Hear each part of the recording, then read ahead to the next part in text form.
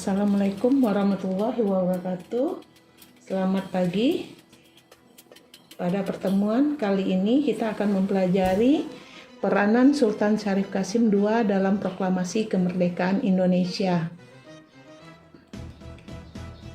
Coba perhatikan gambar yang ada di layar. Ini adalah gambar Istana Siak.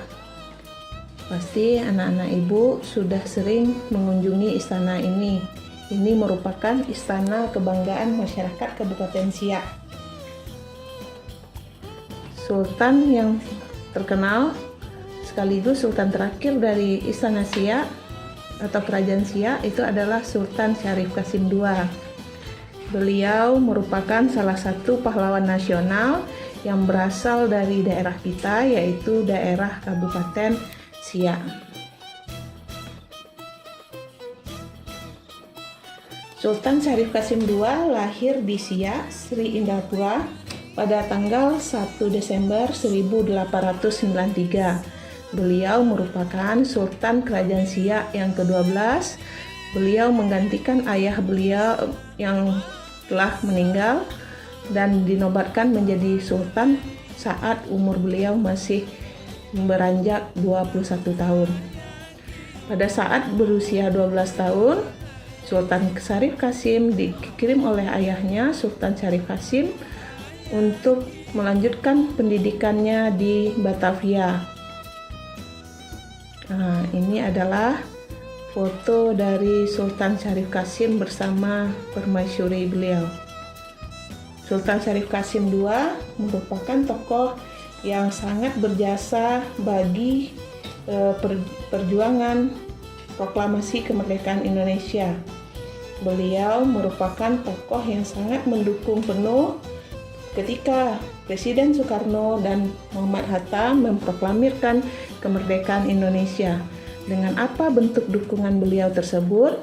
Yaitu tidak lama setelah proklamasi kemerdekaan, Sultan Syarif Qasim langsung menyatakan bahwa Kesultanan Siak dan seluruh wilayah Kesultanan Siak yang beliau pimpin sebagai bagian dari wilayah Negara Kesatuan Republik Indonesia yang baru diproklamirkan. Tidak hanya bentuk dukungan secara politik, beliau juga menyumbangkan harta benda beliau berupa uang sejumlah 13 juta gulden untuk mendukung pemerintahan Republik Indonesia yang baru saja berdiri. Tidak sampai di situ, bahkan istana dan mahkota, seluruh harta beliau tersebut juga diserahkan sebagai bentuk dukungan beliau terhadap proklamasi kemerdekaan Indonesia. Bersama Sultan Serdang, Sultan Syarif Qasim juga berusaha membujuk raja-raja di Sumatera Timur lainnya untuk ikut mendukung kemerdekaan Indonesia. Pada zaman Belanda, penjajahan Belanda, Sultan Syarif Qasim II secara terang-terangan menentang Belanda. Beliau menolak kepemimpinan Ratu Belanda, yaitu atas raja-raja di Nusantara, salah satunya juga di Kerajaan Siak. Sultan Syarif Qasim juga orang yang menyadari akan pentingnya pendidikan untuk merubah nasib sebuah kaum. Bentuk aksi nyata beliau dibuktikan dengan upaya beliau untuk mencerdaskan rakyatnya dengan mendirikan sekolah di Siak bersama sang permaisuri. Salah satunya yaitu Latifah School. Nah, ini adalah makam Sultan Syarif Qasim II. Pasti anak-anak ibu pernah mengunjungi makam ini ya. Bangunan beserta makam ini bisa kita kunjungi dan kita jumpai di kota Siak, Sri Indrapura. Sultan Syarif Qasim II meninggal di Pekanbaru 23 April 1968 saat berumur 74 tahun.